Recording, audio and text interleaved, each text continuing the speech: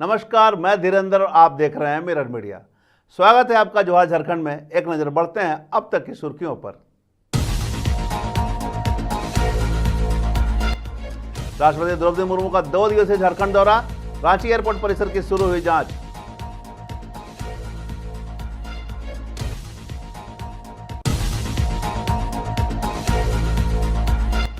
बोकारो में गैंगवार की साजिश नाकाम, हथियार के साथ 3 गिरफ्तार।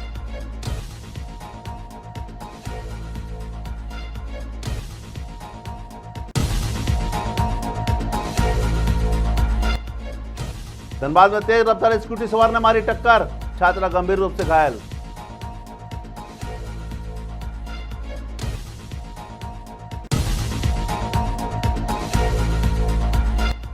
बोकारो के आस्था ज्वेलर्स लूटकांड में बड़ी कामयाबी, जेवरात के साथ 2 और आरोपी गिरफ्तार।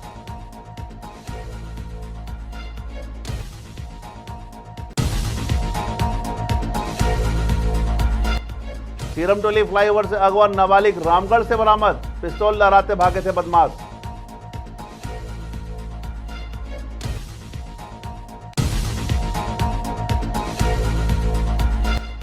और IIT-IISM में 1 अगस्त को राष्ट्रपति का कार्यक्रम निर्धारित, उप निदेशक ने दी जानकारी।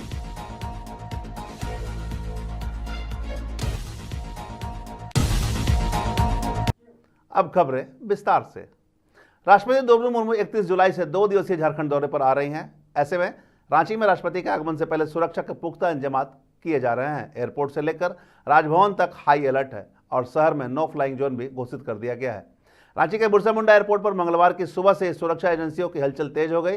राष्ट्रपति के दौरे को देखते हुए एयरपोर्ट पर सिम्बर डॉग्स और मेटल डिटेक्टर के साथ सघन जांच अभियान चलाया गया। झारखंड जगुआर की बम निरोधक टीम एयरपोर्ट परिसर के चप्पे चप्पे की तलाशी ले रही है। 31 जुलाई से 1 अगस्त तक राष्ट्रपति द्रौपदी मुर्मू रांची प्रवास पर रहेंगी और राजभवन में रात्रि विश्राम करेंगी। इसको ध्यान में रखते हुए एयरपोर्ट से राजभवन तक का रूट हाई सिक्योरिटी जोन में तब्दील कर दिया गया है। सुरक्षा के मद्देनजर रांची DC कार्यालय की ओर से एक फ्रेश विज्ञप्ति भी जारी की गई है। इसके अनुसार एयरपोर्ट से लेकर राजभवन तक के रूट को नो फ्लाइंग जोन घोषित किया गया है, यानी इस पूरे रूट के 200 मीटर दायरे में ड्रोन, पैराग्लाइडिंग और हॉट एयर बैलून की उड़ानों पर प्रतिबंध रहेगा।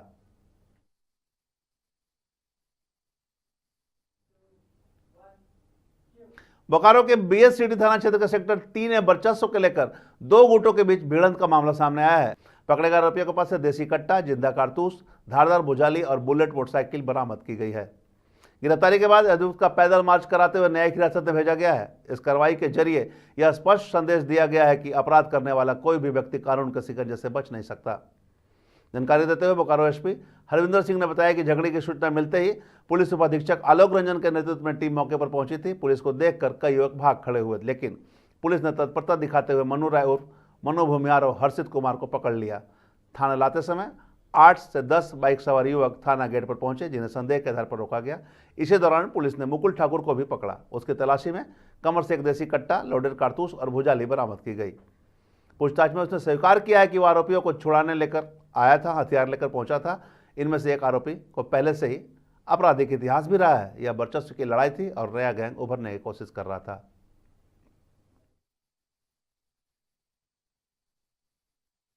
वाहन को देखकर कुछ लोग जो है भाग रहे थे उधर। उसी में जो है 2 व्यक्ति जिनका नाम मनु भूमियार और हर्षित कुमार को पकड़ लिया गया। दोनों व्यक्ति जो है थाना लाने के क्रम में 3-4 बाइक और जो है वहाँ थाना के आसपास पहुँच गई। जब उनको हमें शक हुआ तो हमने बाइक सवार लोगों से को पकड़ने का प्रयास किया और उसमें जो है बुलेट पर सवार मुकुल ठाकुर नामक एक और व्यक्ति को जो है पकड़ा गया है।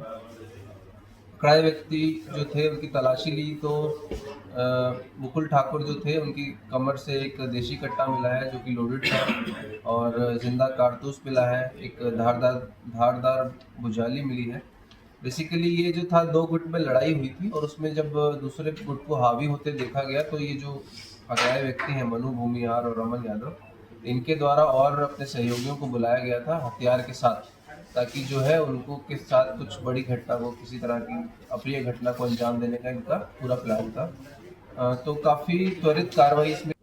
धनबाद के अभय सुंदर गर्ल हाई स्कूल के पास बुधवार को एक तेज रफ्तार स्कूटी और बाइक की टक्कर में 14 साल की छात्रा गंभीर रूप से घायल हो गई। घायल छात्रा की पहचान हिल कॉलोनी निवासी राजनंदी के रूप में हुई है, जो अभय सुंदर गर्ल हाई स्कूल की छात्रा है।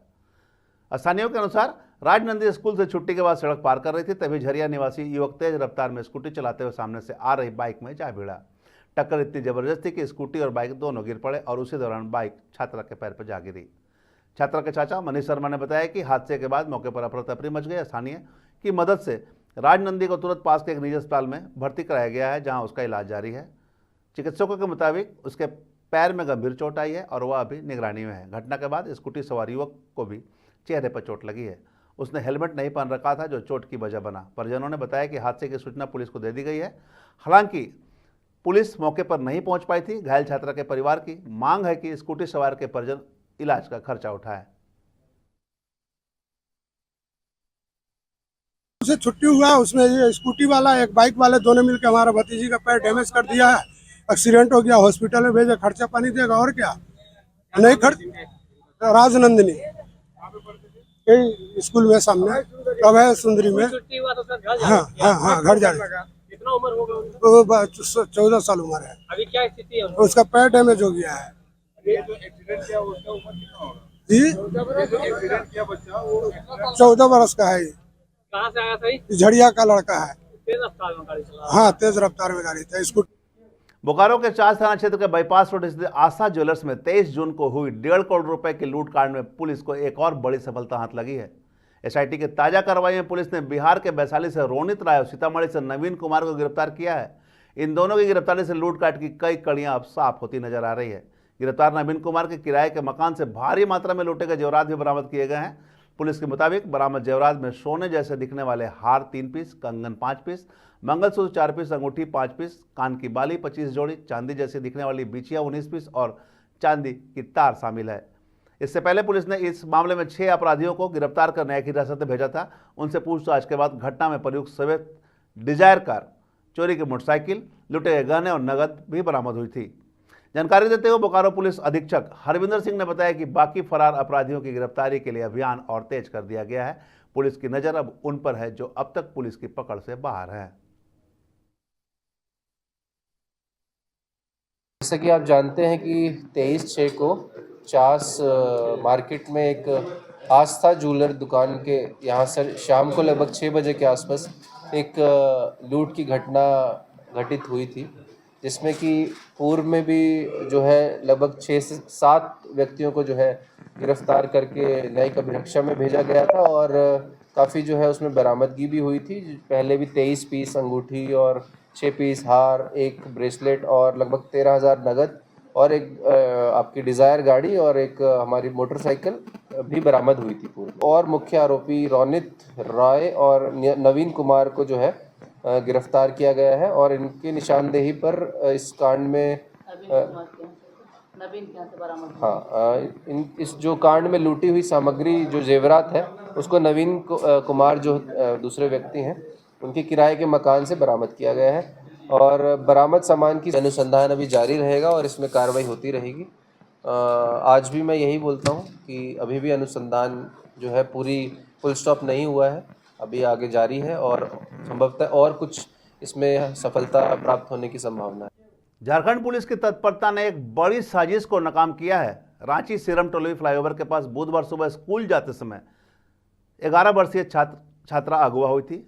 छात्रा को रामगढ़ पुलिस ने कुजू क्षेत्र से सकुशल बरामद कर लिया। लोअर बाजार रांची निवासी छात्रा टोटो वाहन से स्कूल जा रही थी, तभी I-20 कार नंबर JH1SU 6874 में सवार अपराधियों ने टोटो को जोरदार टक्कर मारकर रुकवाई और छात्रा को जबरन कार में बैठाकर फरार हो गए। घटना की जानकारी देते हुए रामगढ़ एसपी अजय कुमार ने बताया कि रांची पुलिस ने रामगढ़ पुलिस को अलर्ट किया था, जिसके बाद कुज्जू व आसपास के क्षेत्रों में सघन जांच अभियान चलाया गया। इसी दौरान एक संदिग्ध I-20 कार को रोकने की कोशिश की गई, लेकिन वाहन सवार बदमाश पिस्तौल लहराते हुए भागने लगे। पुलिस का दबाव बढ़ता देख अपराधी बच्ची को कुजू क्षेत्र में ही छोड़कर फरार हो गए। पुलिस ने तुरंत बच्ची को सुरक्षित कब्जे में लिया। मामले की जांच जारी है और अपहरणकर्ताओं की गिरफ्तारी के लिए पुलिस छापेमारी कर रही है।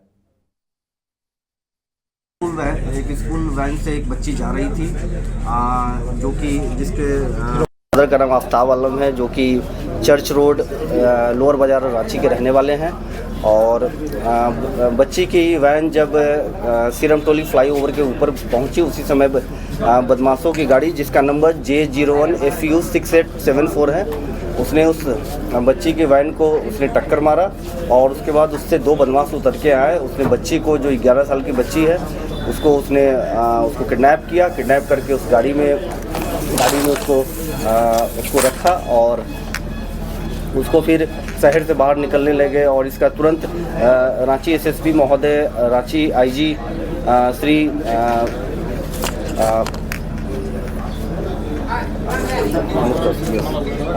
रांची आईजी श्री मनोज कौशिक सर का कॉल और मैसेज तुरंत आया। उस पर हम लोगों ने रामगढ़ पुलिस के सभी हमारे थाना प्रभारियों ने तुरंत चेक नाका लगाया और सभी नेशनल हाईवे 33 से लेकर सभी ब्रांच रोड में भी आने जाने वाले उस पर तुरंत चेक नाका लगाया गया।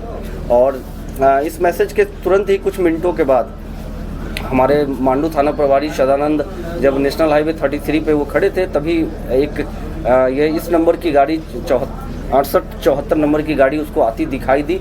इस पे हमारा थाना प्रभारी ने उसको रोकने का इशारा किया। वो गाड़ी बहुत 80-90 की स्पीड में थी और तुरंत गाड़ी आगे जाके पुलिस फिर हमारे थाना प्रभारी उसको चेज करने लगे और इसी क्रम में वह पुलिस से डर के वापस से दूसरे लेन में उसने मोड़ लिया और पुलिस के हमारे थाना प्रभारी की गाड़ी के साथ में उसकी भिड़ंत भी हुई।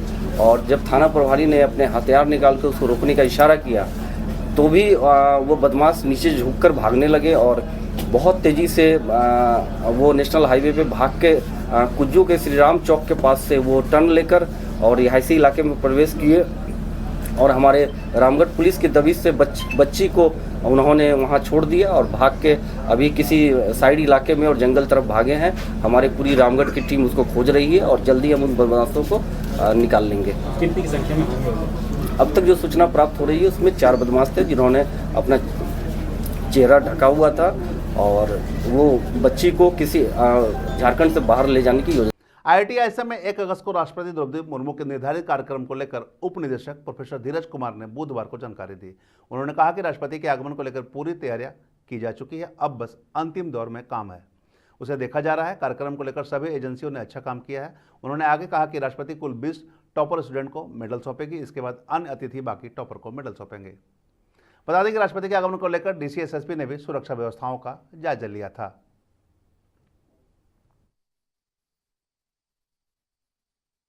लास्ट मिनट की तैयारी चल रही है, सारा पंडाल उंडाल और जितने सेफ्टी सिक्योरिटी सारा चीज़ हो गई है।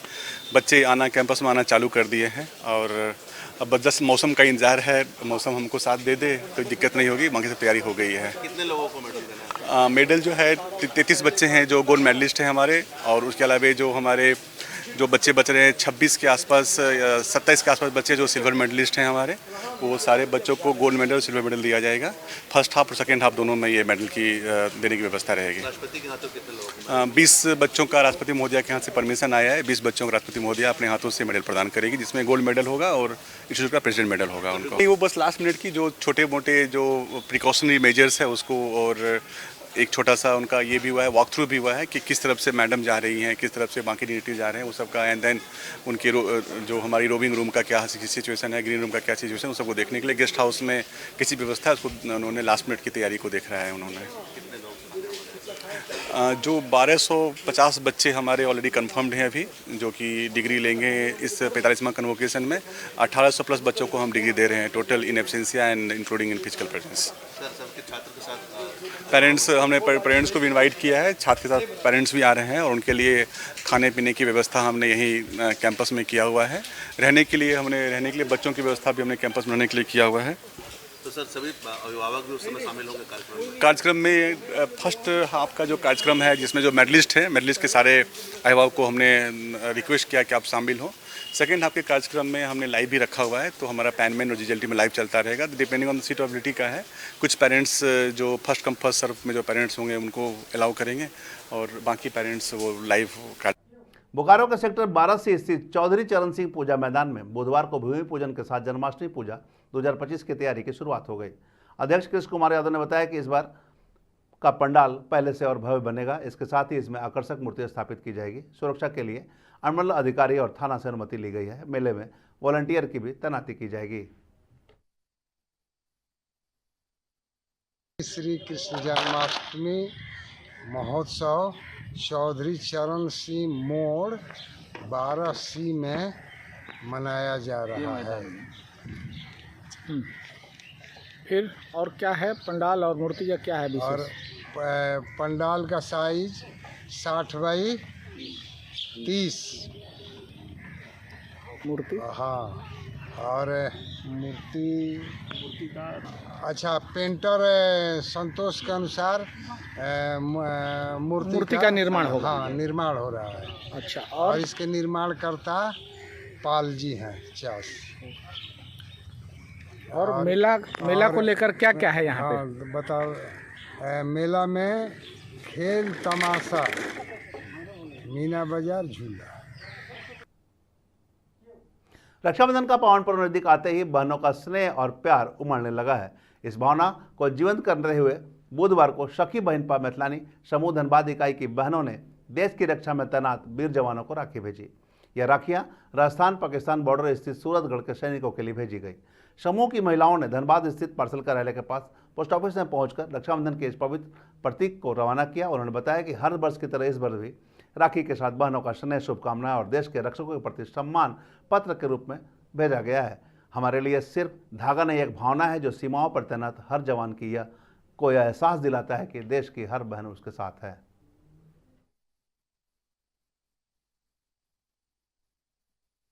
ये राखी राजस्थान पाकिस्तान के बॉर्डर पे सूरतगढ़ गया है और ये हमारे सैनिक भाइयों के लिए जो दिन रात एक करके बॉर्डर सीमा पे देख रहे हैं कितनी आज ऑपरेशन सिंदूर के बाद वो सेंसिटिव जगह हो गया है। इस प्रक्रिया में हम लोग ये प्रक्रिया भी आसान नहीं था। इस प्रक्रिया में अभी हम लोग कम से कम 15 डेज बिफोर हम लोग लगे हुए थे। वहाँ से मेल किए कि ऑपरेशन सिंदूर के बाद जान रहे हैं कि बहुत सेंसिटिव इलाका हो गया है, कोई चीज़ भी बिना परमिशन के वहाँ नहीं जाता है। तो फिर हम लोग मैंने मुख्यालय को लेटर ईमेल किया। वहाँ से 3 दिन के बाद हमको कंफर्मेशन मिला कि हाँ आप भेज सकती हैं अपने समूह की तरफ से राखी हमारे भाई बहनों भाइयों के लिए। फिर हमने राखी पोस्ट किया है और आज ये बहुत खुशी हो रहा है कि हम उन भाइयों के लिए भेज रहे हैं जिनकी बदौलत आज हम अपने घरों में चैन की नींद सोते हैं। धनबाद के यूनियन क्लब में 4 जुलाई को साजन के साथ सावन कार्यक्रम का आयोजन किया जाएगा। इसे लेकर क्लब के सदस्यों ने कहा कि कई संस्थान की महिलाओं को बुलाया गया है। कार्यक्रम के दौरान क्लब के मेंबर जोड़ी में आएंगे, यानी कि पति और पत्नी के साथ में आएंगे। वहीं जो मेंबर नहीं है उसमें सिर्फ महिलाओं को आने को मिलेगा। कई तरह के कार्यक्रम का आयोजन किया जा रहा है। लोग काफ़ी एंजॉय करेंगे। अलग अलग प्रकार के यहाँ पर थीम में कार्यक्रम का आयोजन किया गया है। इस बार सावन में कुछ अलग देखने को मिलेगा। शाम में करीब 3:30 बजे से ये कार्यक्रम की शुरुआत होनी है, जो कि देर रात तक चलेगी।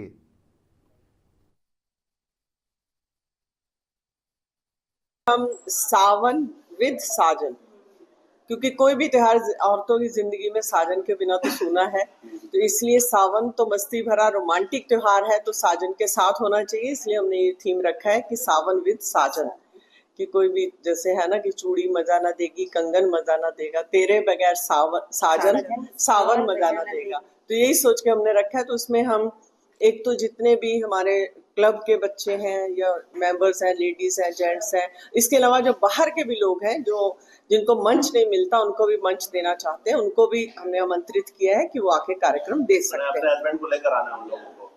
जो बाहर के मेंबर्स अपने हस्बैंड को लेके आएंगे। Outsiders only females are allowed. कितने लोगों को इनवाइट किया गया है? बाहर से भी हमने काफी जो संस्था है ना, जितने भी जैसे काजल चलाती है, सेवा और समर्पण है, पंख एक नई दिशा और इंद्रधनुष, ऐसे करके बहुत सारी संस्थाओं को मैंने इनवाइट किया है। कितने लोगों के आने का आप लोग अनुमान कर रहे हैं? हम अनुमान कर रहे हैं कि 70-80 लोग तो हो जाएंगे। 70। जोहार झारखंड में अब तक बस इतना ही। देश और दुनिया की तमाम खबरों के लिए बने रहे मिरर मीडिया के साथ।